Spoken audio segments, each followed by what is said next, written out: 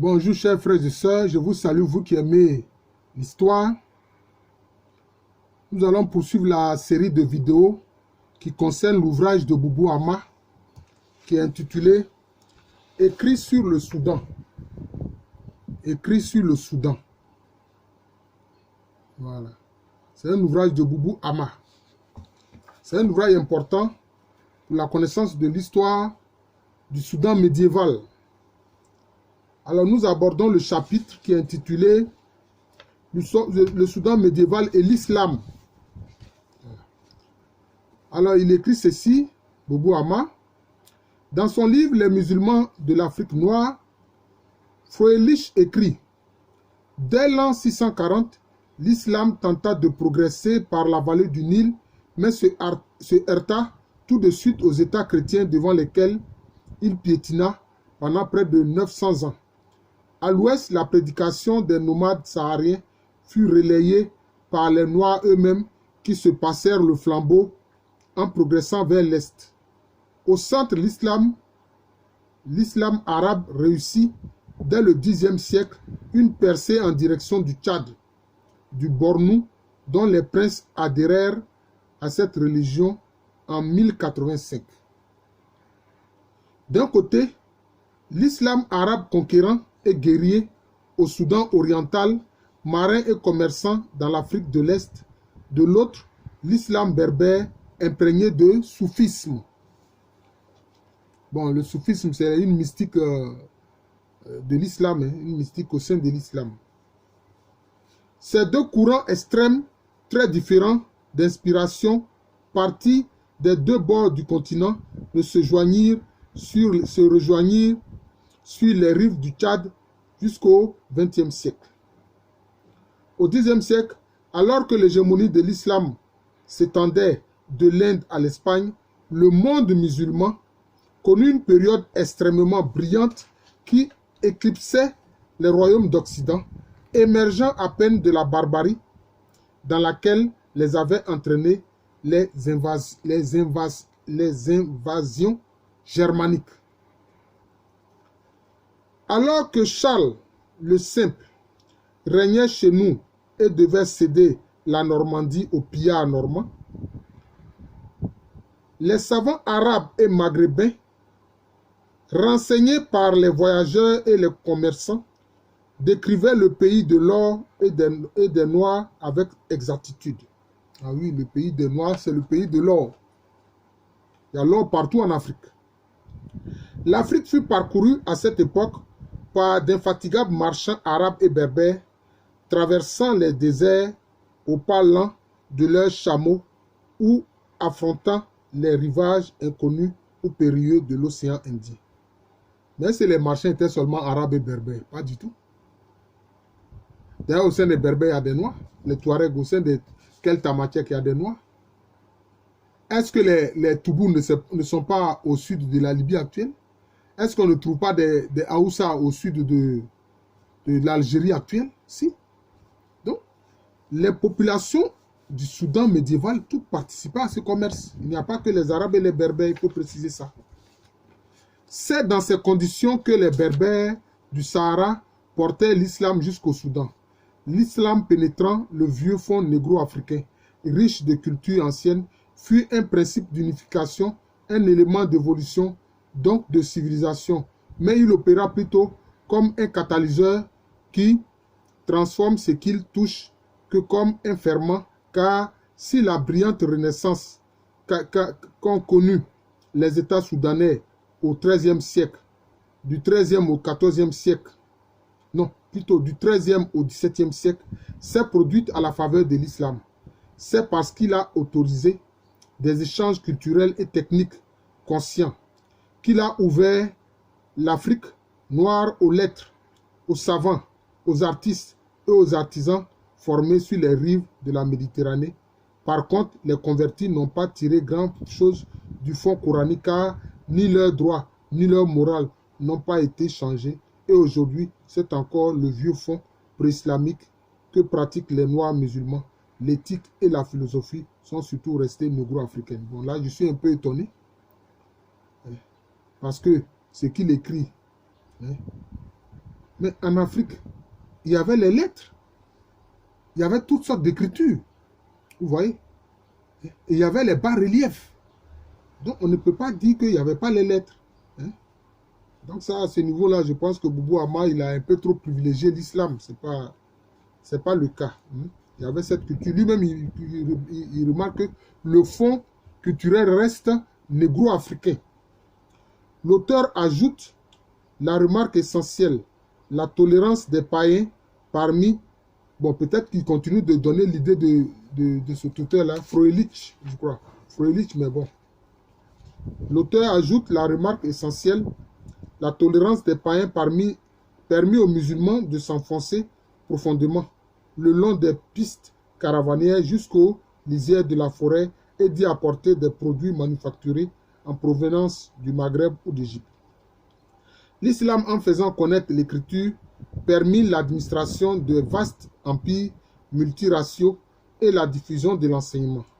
Mais au Moyen Âge, l'islam fut surtout la religion des chefs dont il légitimait le pouvoir et la domination sur les territoires étrangers des clans autochtones et sur les vieux dieux de la terre. Bon, je veux dire les vieux esprits de la terre.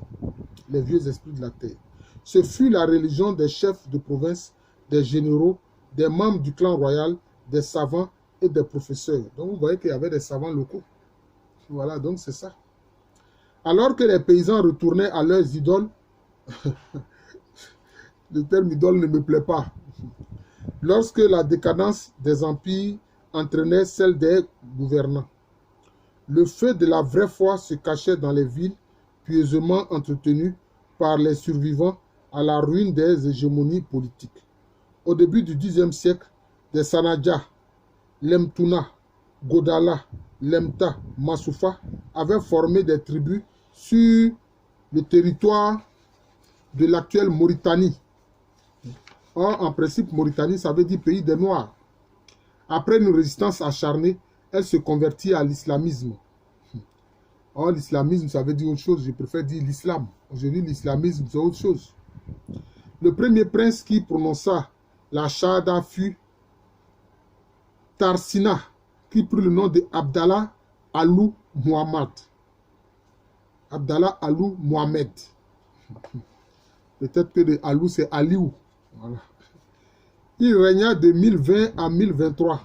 Vers 1035, Yahya ben Brahim, gendre et successeur de Tarsina, au retour de son pèlerinage à la Mecque, ramena avec lui un prédicateur, Abdallah ben Yassine, dont l'ardeur l'avait frappé.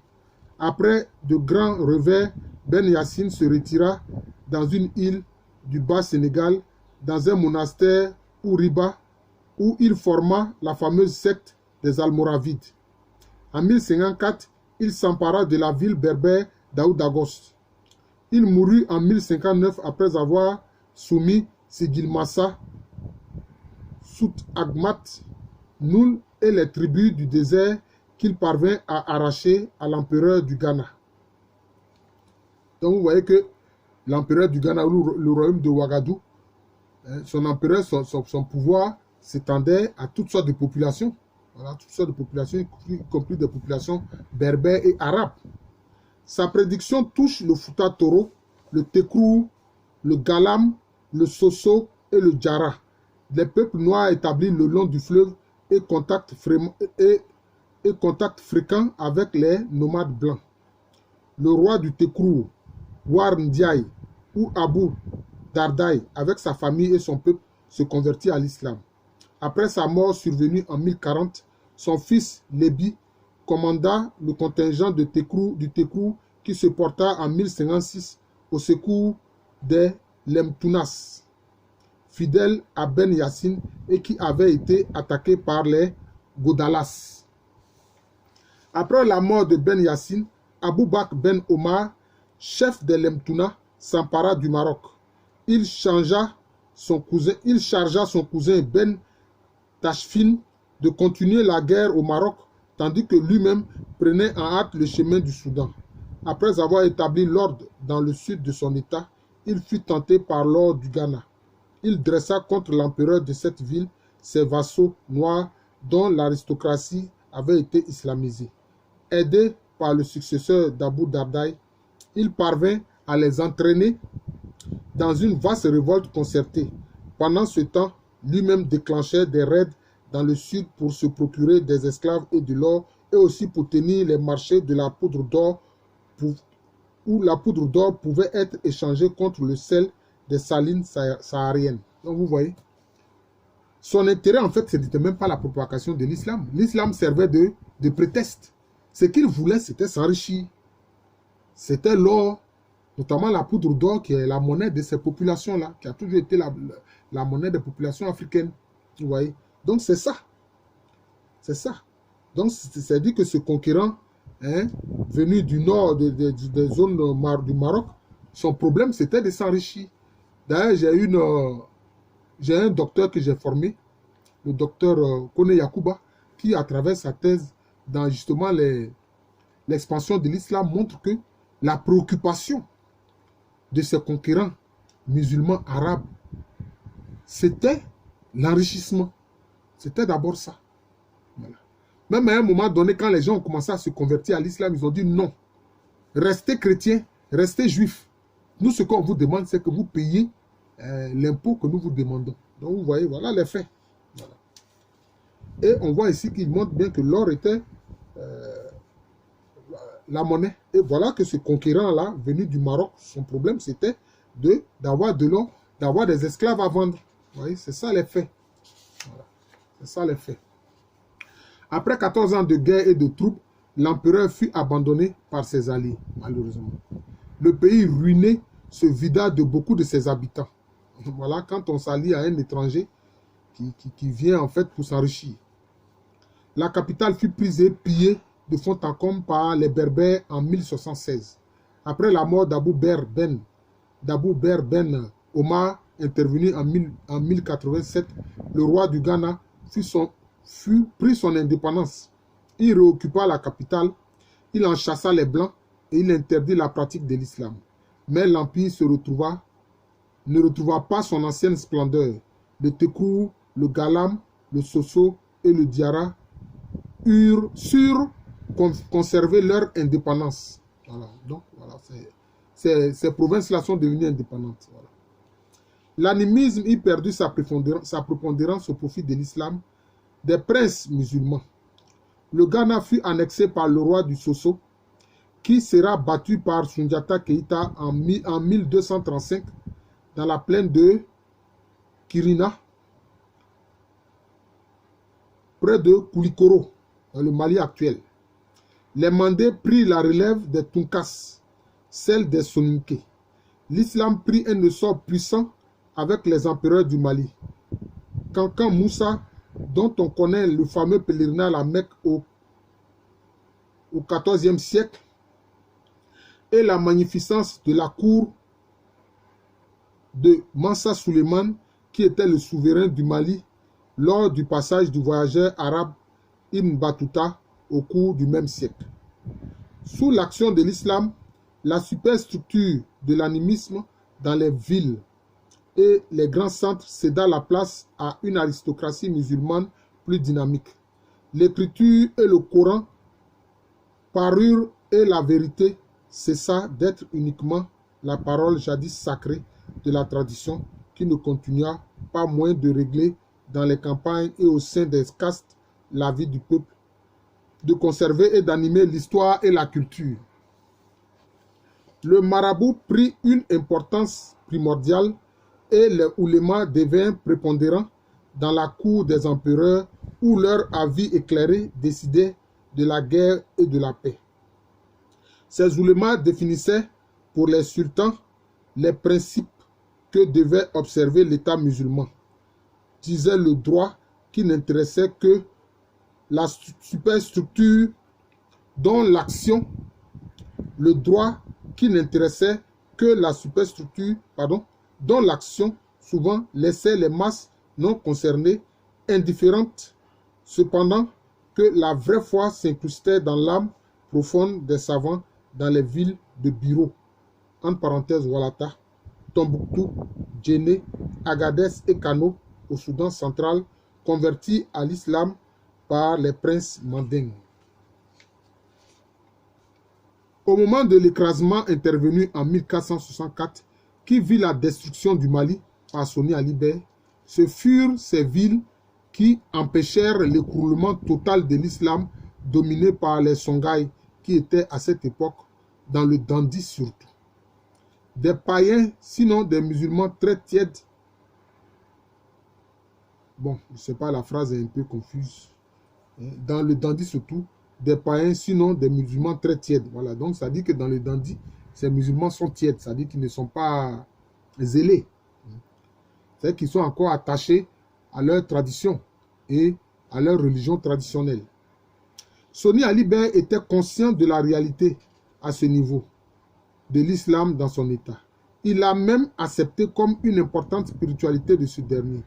Il combattit moins cette religion que les oulémas qui s'ingéraient dans les affaires de l'administration dont l'empereur attendait être le seul maître dans le respect des différentes spiritualités de son état, y compris la sienne, l'animisme des Songhai du sud qu'il n'imposa pas au peuple de son empire. Donc vous voyez que l'empereur Soni Alibert, l'empereur du royaume du Songhai, était attaché à la liberté religieuse. Ce que ne voulaient pas les oulémas et autres qui voulaient imposer l'islam. Voilà. Soni Alibert devint un cas au Soudan. Il n'adhéra pas au rite malékite. Or, on sait que l'islam en Afrique de l'Ouest est surtout des rites malékites. Quelqu'un dit malékite. Nous allons étudier la nouvelle situation dans le chapitre qui va suivre. Donc voilà, nous verrons, comme il a dit lui-même, ce que Soni Alibert a fait, quelle a été sa politique. Voilà, donc c'est le deuxième chapitre de l'ouvrage de Boubou Ama qui est intitulé « Écrit sur le Soudan ». Je vous remercie, je suis le professeur Alou Kwame René, professeur titulaire d'histoire à l'université Félix Houphouët-Boigny, une université qui est à Abidjan. C'est en Côte d'Ivoire, un pays situé en Afrique de l'Ouest. Merci encore et bonne journée à tous.